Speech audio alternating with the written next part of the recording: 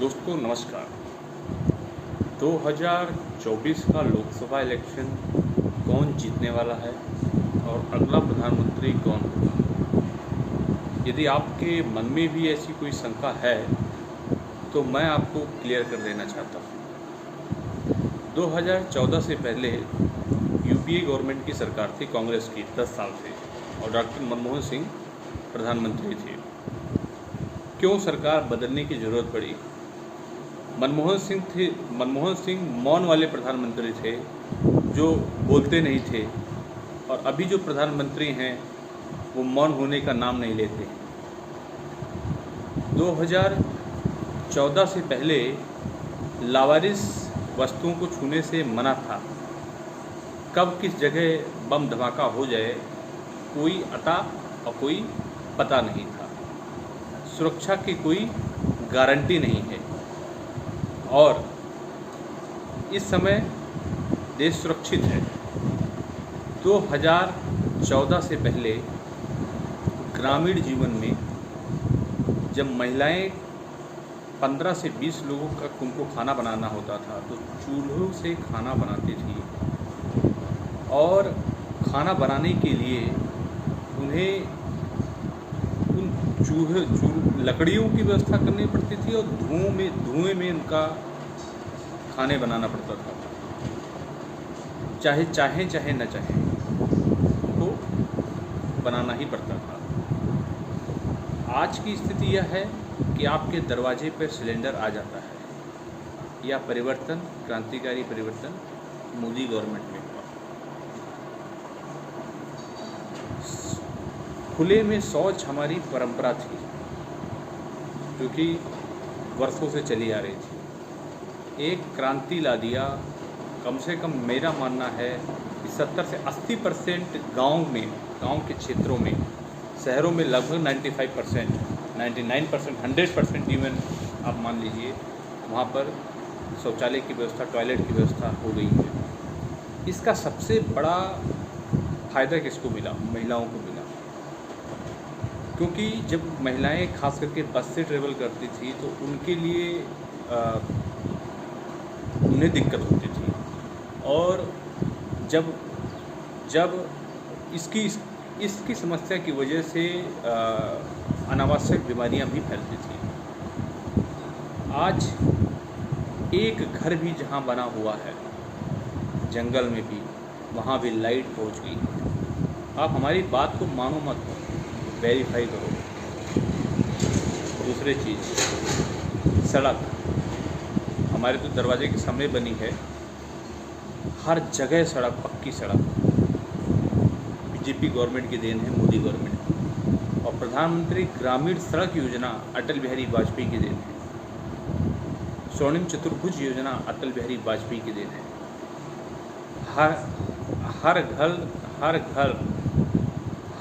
नल, हर घर जल, यह योजना किसकी है? नरेंद्र मोदी जी की योजना है। तो यह क्रांतिकारी परिवर्तन किसके लिए हुआ? गरीबों के लिए हुआ।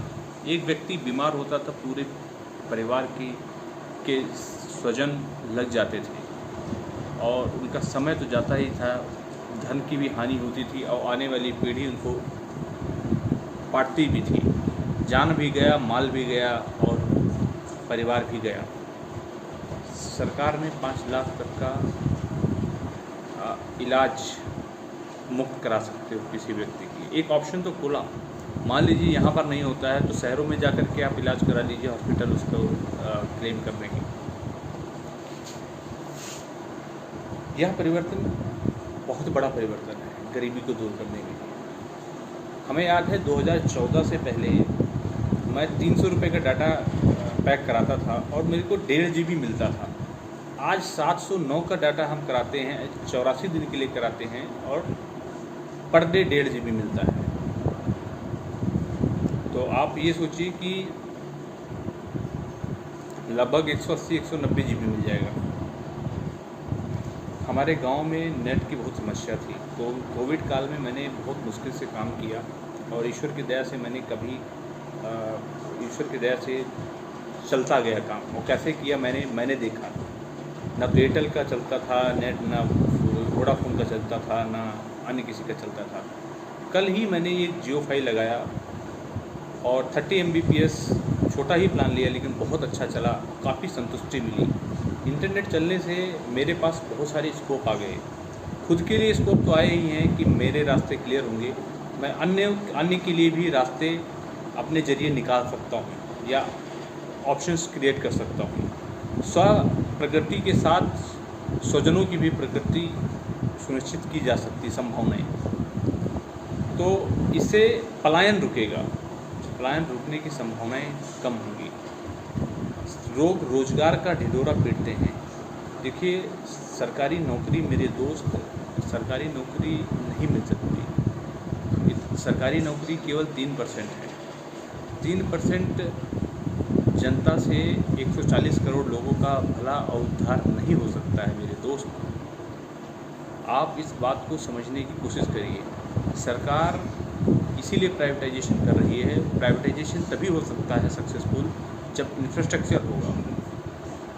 पहले लाइट नहीं थी तो सरकार ने लाइट पहुंचाया, अब लाइट की सप्लाई कंटिन्यूसली पहुंचा रही है। अब सोलर लाइट पर काम कर रही है गवर्नमेंट कि लाइट को हम परचेसिंग करें, तो लाइट पहुंचा दिया। लाइट के बाद में इंटरनेट की आवश्यकता होती है, वह सरकार ने पहुंचा दिया, एक इंफ्रास्ट्रक्चर तैयार हो गया। उसके बाद सड़क की आवश्यकता होती है, सड़क का जाल लगातार बढ़ रहा है। सरकार पैसों को दबा के नहीं रख रही है, पैसों को रिजर्व बैंक ऑफ इंडिया से निकाल करके या अन्य संस्थानों से निकाल करके ये जो भी पैसा टैक्स से कलेक्ट कर रहा है, खुले दिल से खर्चा कर रही है, और इसकी वजह से इंफ्रास्ट्रक्चर तैयार हो रहा है। लोगों को स्वरोजगार की तरफ लेके जा रहे हैं। लोन सरकार दे रही है, सस्ती दरों पे दे रही है, प्रमोट कर रही है MSME, micro scale medium industries को प्रमोट कर रही है। क्यों कर रही है? देखो, इसके पीछे कारण क्या है कि भ्रष्टाचार भारत में बहुत है, ठीक है, और ऐसे कोई लीडर की आवश्यकता थी कि जो ईमानदार हो। आप मोदी और योगी को बेईमान नहीं कर सकते हो। देखो, सीधी सी बात है, ना जिस व्यक्ति का कोई परिवार है और ना कोई आगे ना कोई पीछे। जो व्यक्ति गुजरात के मुख्यमंत्री से जब प्रधानमंत्री बनता है, मोदी जी, और अपनी जो सैलरी है अपने नौकरों को जो वहाँ पर काम करते थे उनके सेवा में, उनके परिवारजनों को बांट देता है, तो इसके प्रति ये समझिए कि न धन की इच्छा है, न परिवार की इच्छा है, कि देश की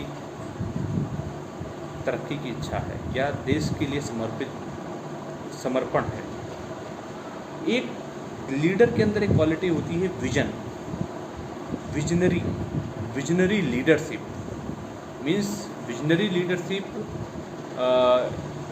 यदि हम बात करें कि आपके पास एक विजन होना चाहिए कि करना क्या है, प्रोजेक्ट क्या है, और वह विजन, उस विजन के बारे में ओबामा जी ने बताया था कि बराक ओबामा में, कि नरेंद्र मोदी के अंदर एक क्वालिटी है कि इनके पास कोई डाउट नहीं है, इनका विजन सॉलिड है, विजन प्योरली क्लियर है, और जब विजन क्लियर होता है व्यक्ति का तो देश तरक्की करता है, ठीक है।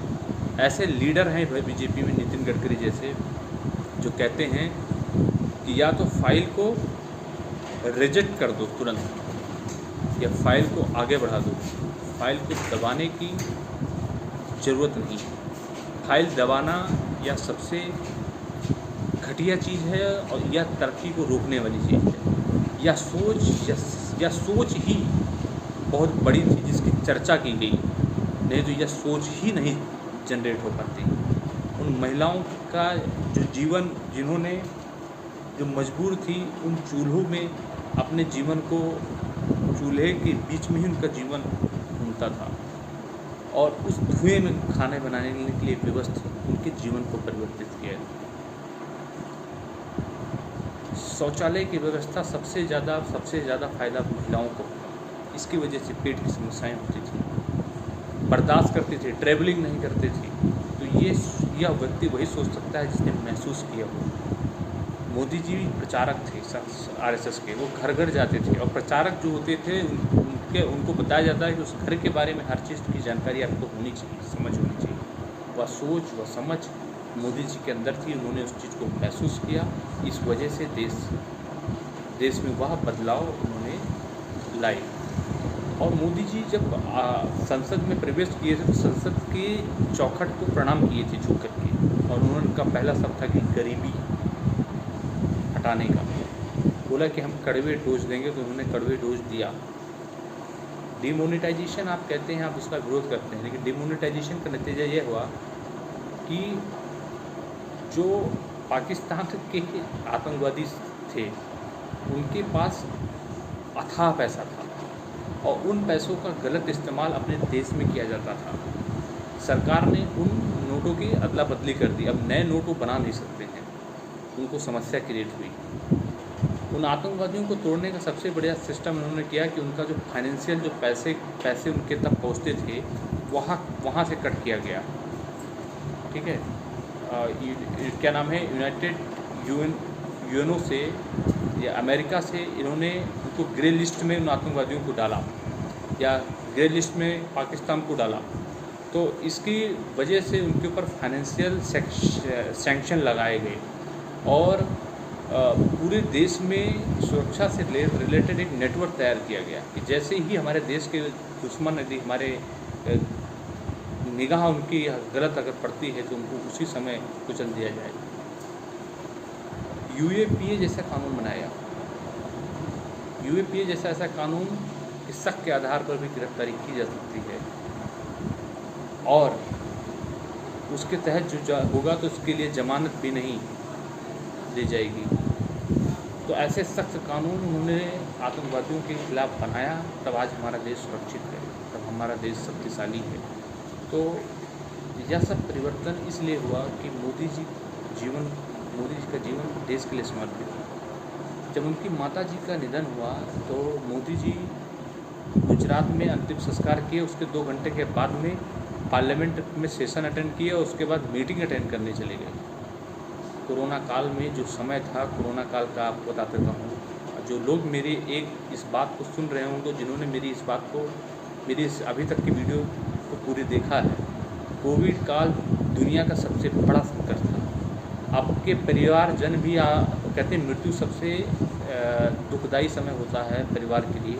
उस दुखदाई समय में भी किसी का पिता खत्म हो गया, किसी की बहन खत्म हो गई, किसी की पत्नी खत्म हो गया, किसी का पति खत्म हो गया, उन रिश्तों के बीच में भी वह कोई छूने की हिम्मत नहीं कर रहा था उस बॉडी को टच करें। ऐसी स्थिति में एक ऐसा प्रधानमंत्री 72 साल का बूढ़ा, जिसने हर एक क्षण लड़ा है और भिड़ा है, प्रशासन का पूरा इस्तेमाल किया है, ऑनलाइन रजिस्ट्रेशन का सिस्टम बनाया है कि ताकि कोई ऐसा व्यक्ति छूट ना जाए टीके से, पता चल सके ऑनलाइन कि कितने लोगों को टीका लगा है।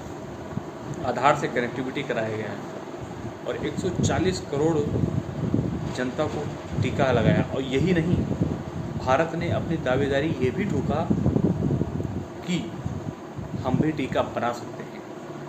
ठीक है, भारत ने अपना खुद का टीका बनाया, जो कि दुनिया के लिए एक मिसाल है कि हम भी साइंटिफिक और रिसर्च में आगे हैं, हम भी अपने दम पे कुछ कर सकते हैं। अपने ही देश के लिए देश की नहीं मदद की, श्रीलंका, बांग्लादेश, अन्य देशों की भी मदद, अपने पड़ोसियों की भी की, नेपाल की मदद की, या अन्य देशों की, सबकी सहायता किया भारत ने। तो भारत की जो सोच है, सर्वे भवन्तु सुखिनः, सर्वे सन्तु निरामयाः, सर्वे भद्राणि पश्यन्तु, माँ कश्चित् दुर्भाग् भवेत्। आप भी जियो और हमको भी जीने दो, आप भी सुखी रहो, हम भी सुखी रहें। केवल एक पंथ की कल्याण की बात सनातन धर्म नहीं करता है।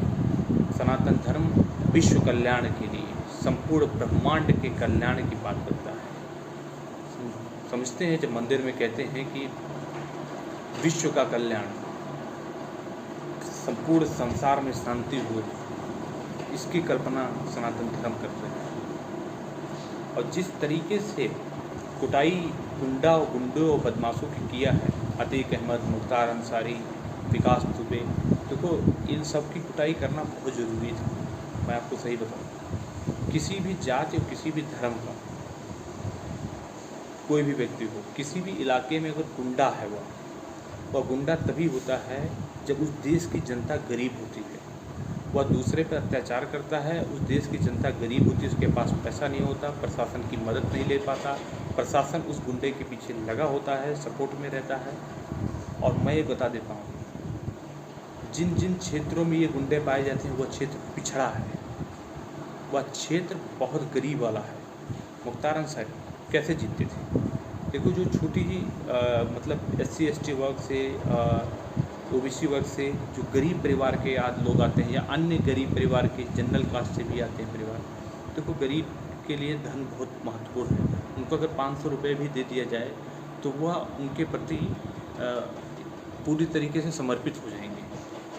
गरीब को वो लोग गरीब बनाए रखते हैं और अमीर बनने नहीं देते हैं, न पढ़ने देते हैं, न नए इन इलाकों में, जिन इलाकों में मुख्तार अंसारी जैसे इन इलाकों में इनकी मदद, इनके परमिशन के बिना कोई नया विद्यालय, नया कॉलेज, नया यूनिवर्सिटी नहीं खोल सकती। वही नहीं बता रहा हूँ मैं, किसी भी क्षेत्र में चले जाइए जहाँ पर बाहुबली हैं, इनकी मर्जी से न यूनिवर्सिटी आ सकती है, न विद्यालय खुल सकता है, न कॉलेज खुल सकता है, एक खुली दबंगई चलती है। ऐसी स्थिति में कभी भी बिजनेस ग्रो नहीं कर सकता है। गुजरात और महाराष्ट्र क्यों ग्रो हुई? एक तो ईमानदारी, दूसरी गुंडागर्दी नहीं है। यहाँ पर अगर कोई नया बिजनेस स्टार्ट करना चाहें, या नया विद्यालय, नया संस्थान, या नया इंस्टीट्यूशन, या नया कुछ भी करना चाहें, तो ये इन गुंडे के नुमाइंदे, या इन गुंडों के आदमी, या इन गुंडे के लोग उसको करने से रोकते हैं। देश, इस समाज का कल्याण नहीं हो सकता है। आप इंटरनेट की व्यवस्था कर दिए, लेकिन यदि आपके परिवार का कोई व्यक्ति बीमार हो जाए तो आप कहाँ जाओगे? तो ब्लॉक में जाओगे, या सिंपल झोला छाप डॉक्टर के पास जाओगे? अच्छे डॉक्टर, अच्छे हॉस्पिटल कैसे बनेंगे? कैसे आएगा? जब तक ये नेता रहेंगे जैसे ये 2 कौड़ी के। हमारे गोंडा में 2 कौड़ी के नेता हैं, एक भी नेता मुझे यहाँ से पसंद नहीं है। ठीक है, यह दुर्भाग्य है। और आप बता रहा हूँ, श्रावस्ती सबसे गरीब है, जिसमें शायद 74-75% आप चेक करिएगा, आप गूगल पे चेक करिएगा, list of poverty index of UP district wise, आपको मिल जाएगा। श्रावस्ती सबसे पिछड़ा जिला में आएगा, गोंडा आपका पिछड़ा क्षेत्र में आएगा, लखीमपुर सबसे पिछड़ा क्षेत्र आएंगे, गुंडों का क्षेत्र है सारी। सबसे अव्वल में आएगा लखनऊ आएंगे, गाजियाबाद आएंगे। यहाँ कहाँ गुंडे पाए जाते हैं यार? ठीक है, और मैं सच बता रहा हूँ, ये जो गुंडे मारे जा रहे हैं, इनका सफाया हो रहा है, यह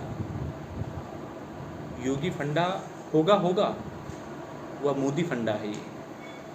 और वह चीज़ ये समझते हैं कि कैसे देश को तरक्की किया जाए, कैसे देश का विकास किया जाए। चुनना आपको है। रही बात रोज़गार का, रोज़गार के लिए इन्होंने इंफ्रास्ट्रक्चर तैयार कर दिया है और डेवलप हो रहा है। इंफ्रास्ट्रक्चर बहुत तेज़ी से हो रहा है। अगले 10 साल अगर मोदी रह गए तो यह देश इतना तरक्की कर जाएगा, इतनी ज़्यादा तेज़ी से बढ़ जाएगा। सीधी देखिए, भारत टॉप 5 इकोनॉमी में आ गया है और टॉप 3 इकोनॉमी में आ जाएगा दुनिया में। यह आप देखेंगे, महसूस करेंगे और समझेंगे, तो वही देखेगा, वही जानेगा, वही महसूस करेगा आपके दर्द और पीड़ा को। जिसने दर्द झेला है, पीड़ा झेला है, कष्ट को देखा है, जिसने गरीबी को जिया है, मोदी जी ने उस समय को जिया है, महसूस किया है। यह राहुल गांधी से उम्मीद नहीं थी। मोदी के मुकाबले में विपक्ष में कोई है ही नहीं।